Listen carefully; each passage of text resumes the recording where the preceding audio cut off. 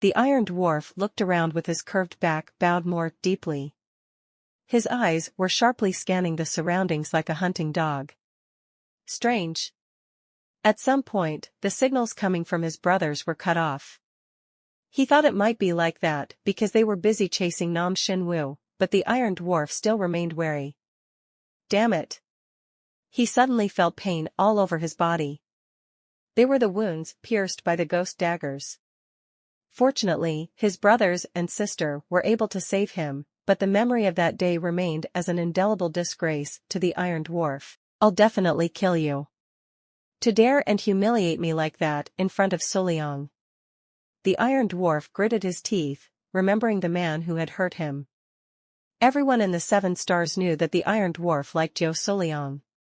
Well, every member of the Seven Star actually adored Yo Suliang, but among them, the Iron Dwarf was particularly more obsessed with her. Maybe because his own appearance was shabby and incomplete, so he was more attracted to the gorgeous rose-like beauty of Yo Suliang. I will surely kill you horribly. The Iron Dwarf looked around him with a burning desire for revenge. In the distance, he could see the glow of the flames. The slums are burning. Suddenly, a smile appeared on the Iron Dwarf's lips. It's Suliang's work. He could tell just by looking at the size of the flames who started the fire. Yo Suliang sometimes ran wild like this. Even that destructive behavior of hers was enchanting in the eyes of the Iron Dwarf. It was then. Tadadak. The Iron Dwarf could see a woman running into view. A gorgeous look and fantastic body. Just by looking at the silhouette, he could tell who she was. It was Yo Suliang. There was still a great distance of more than 100 meters between the two of them, but the Iron Dwarf could already recognize the figure of Yo Suliang. He had a delighted look on his face once he saw her. Wariness could no longer be found in his expression. Just by looking at Yo Suliang from afar had already made him lower his guard. His figure was already visible to Yo Suliang. So he didn't know why Yo Suliang was still ignoring him. It was okay though. Only a single word from her would appease and make him happy, together with a smile on her lips. But his smile quickly disappeared. This is because the expression on Yo Suliang, seen from afar, looked unusual. There was a sign of urgency on her face, and her eyes were shaking anxiously. Today was the first time he saw Yo Suliang make such an expression. So it felt more ominous. Suliang. The Iron Dwarf called Yo Suliang in a loud voice. But Yo Suliang continued running towards the opposite direction as if she had not heard his voice. This way. The Iron Dwarf swung his hand towards Yo Suliang, but when Yo Suliang still didn't seem to hear, he tried to move towards her. That was then. Puk. He felt a stinging pain along with a sharp object. The Iron Dwarf couldn't even scream as he looked down at his shoulder.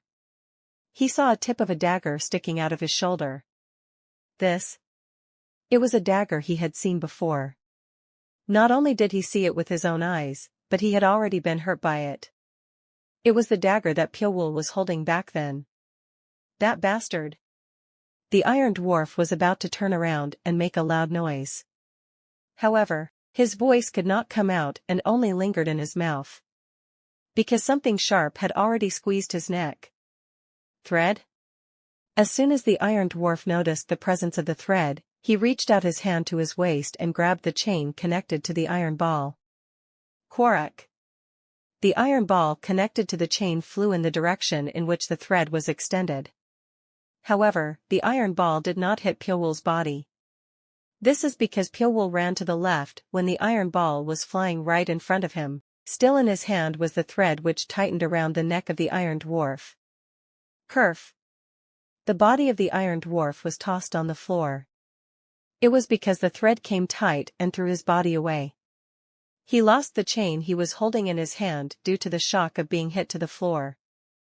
That punk. The Iron Dwarf grabbed the thread which dug around his neck with his hands. The thread dug in and blood dripped from his hand, but he couldn't care less about the pain. It was obvious that if he let go of the thread because it hurts, it would continue to dig into his neck. The Iron Dwarf raised all of his strength against the thread. If it was an ordinary thread, it would have been cut off immediately, but unfortunately, the thread was a product made with great care by Tang Sochu. The tensile strength was unmatched in comparison to other threads. Kekwek. The thread gradually dug into his neck. The Iron Dwarf's eyes were red and bloodshot. His gaze turned to Pyo-wul, who was holding the tip of the thread.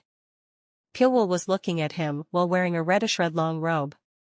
Like a snake looking at its prey, the inorganic eyes without a single trace of emotion made the Iron Dwarf terrified. The Iron Dwarf realized that no matter how hard he struggled, he could not escape the thread. At that moment, what the Iron Dwarf chose was to use the power of Pyo-wul to move forward. With the thread tied around his neck, he attacked Pyo-wul with great speed. Although he lost his weapon, he was also confident in using his bare hands. Quack!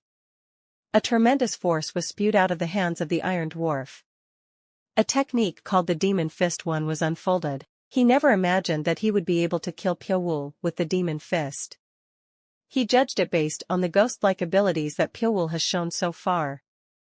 Instead, he hoped he would be able to loosen the thread by shaking Pyo-wul. When the thread around his neck is loosened, he will be able to scream and ask Yo Suliang for help. And once he did, he will be able to get out of the hands of this demon-like bastard. But his expectations did not come true. Because Pyo-wul disappeared right in front of his eyes. Pyo-wul used black lightning and retreated. His speed is faster than the speed at which the Iron Dwarf is advancing. Bang! The thread, which had been loosened for a while, was pulled tight again, and the figure of the Iron Dwarf fell forward. The Iron Dwarf had his head smashed into the ground. Quack! At that moment, Pyo-wul trampled the head of the Iron Dwarf with his foot. Kekwek! The Iron Dwarf clenched his teeth and raised his head. However, the more he did, the more power Pyo-wul used against his head. Budok! A faint crack sound came from the bone on his neck. If force was continuously applied like this, it was clear that the bones in the neck of the Iron Dwarf would break like a millet. Why is he doing this? Why? The Iron Dwarf wanted to scream. He didn't even know why Pyo-wul had attacked him. He admitted that he had an argument with him because of his own fault, but he didn't know that would be enough reason for him to die without even being able to scream like this. The eyes of the Iron Dwarf turned to the direction where Yo Suliang was. He gathered his last strength and called for Yo Suliang. Su, Ly, Ian. Gagok. At that moment, the Iron Dwarf's neck was broken. In the end, the Iron Dwarf could not call Yo Suliang by her name properly and died. Only then did Pyo-wul retrieve the ghost dagger that had been placed on the shoulder of the Iron Dwarf and lifted his head. In his eyes, he could see Yo Suliang moving away. Yo Suliang continued to run, unaware of the fact that the Iron Dwarf had died close to her. If she was even a little cold-hearted or had enough leeway, she could have known that the Iron Dwarf was in trouble. However, Jae-woong Pyong, who was right next to her, was killed by an assassin that she failed to detect, so she was devastated by the shock. So, without noticing that the Iron Dwarf was dying, she proceeded to look for Sa Hyokyung. Pyo-wul looked indifferently at her back as she walked away, and then quietly followed behind her. The Iron Dwarf had his eyes wide open as if he could not believe his own death. Even when looking straight into his eyes, Pyo-wul felt no guilt. Just as he was not a very good person, the Seven Stars was not that good either. They set the slums on fire to catch Nam Shinwoo, and had already killed quite a few people. Just as the Seven Stars killed others, Pyo-wul had secretly attacked and killed the warriors of the Seven Stars. 3 people have already lost their lives to him, including Jae-woong Pyong, Gamil-hae, and the Iron Dwarf. Pyo-wul could easily kill them by taking advantage of their carelessness. The warriors of the Seven Stars were strong. But they knew nothing about Pyo-wul. They didn't even know he was going after them. They believed that they were in control of the situation in Chengdu, but it was actually Pyo-wul who was in control of everything. Pyo-wul followed Yo Suliang silently like a snake. "Uncle, look here." Lee So-ha suddenly waved her hand. Yu Xinfeng approached her with a questioning look. What is it? This man. Li Soha pointed to a dead body with her hand. A person with a crooked back was lying on the floor. Yu Xinfeng's expression hardened like a stone. He couldn't help but know him. There was only one warrior in the world with such distinct characteristics. It's the Iron Dwarf. He had met him only a few days ago, so he still remembers his face clearly. The Iron Dwarf's eyes were red and bloodshot. Even though he had stopped breathing, his face was full of disbelief. It was difficult to see his figure anymore, so Li Soha turned her head and said, "Did he kill him, too?" After attacking Gamil He, he even went for the Iron Dwarf. He's determinedly going for the 7 stars. Does he have a grudge against the 7 stars? I don't know, but it's clear that he has great assassination skills. Gamil He and the Iron Dwarf both possess great martial arts and senses, but to attack and kill them so easily, it's not something an ordinary assassin can do. Isn't this the work of the 100 Wraith Union? The 100 Wraith Union has never been active in Sichuan. Then who is that assassin? I think it was his fault this time too. Hugh, Li Soha let out a sigh. She felt like vomiting at any moment. It wasn't because of the corpse of the Iron Dwarf. It was because of the brutal skill of the assassin who killed him. Gamil He lost his life without knowing how he was going to die, and while the Iron Dwarf still seemed to resist, he didn't seem like he managed to hold out for a few seconds. It's really amazing. It seems that guy has learned how to effectively kill people. I've never seen such a skill in my life. What is his true identity? How did he even learn how to kill people like this? How will we know? It seems like I can only assert this one thing. Any person who has him as an enemy will not be able to sleep comfortably for the rest of their life. How can they sleep if an assassin with such skill is aiming at them? Ugh. He must be an expert who's an old monster. I'm sure he had his face covered with a mask because he has an ugly face. Li Soha trembled as if she found her imagination terrifying. Yu Xinfeng shook his head and said, "People who have seen him say he is very handsome and young. I'm sure that's a lie. There's no way a young, handsome man could do something so terrible." Li Soha shook her head, denying Yu Xinfeng's words. Li Soha is still having romantic thoughts about Jianghu. She had a preconceived notion that a handsome man would ultimately be good. Yu Xinfeng wanted to tell her that his niece's thoughts were wrong. But he knows that seeing it for herself is much easier to accept than saying 100 words. Let's go.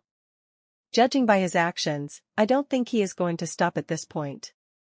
What are we going to do? I'm trying to figure out the situation with my own eyes. I don't know what kind of resentment he has with the 7 stars, but he shouldn't kill people like this. Uncle, do you think it will be okay to meddle in someone's business? I've lived my life as a warrior with a sympathetic heart. How can I overlook something like this? The 7 stars is not a sect that walks the path of the Tao. And although their members are eccentric, they still resemble a sect to some extent, so we can't just ignore them. At Yu Xinfeng's words, Li Soha made a dissatisfied expression for a moment. She didn't want to get involved in this anymore. Since she is still a woman who belongs in Jianghu, she is instinctively reluctant to dip her feet in bad things. However, Yu Xinfeng is different. He made a name for himself in Jianghu by fighting with a sympathetic heart throughout his life. To pretend not to know injustice even after seeing this was to deny his identity. I wish I could just walk away. Li Soha sighed secretly.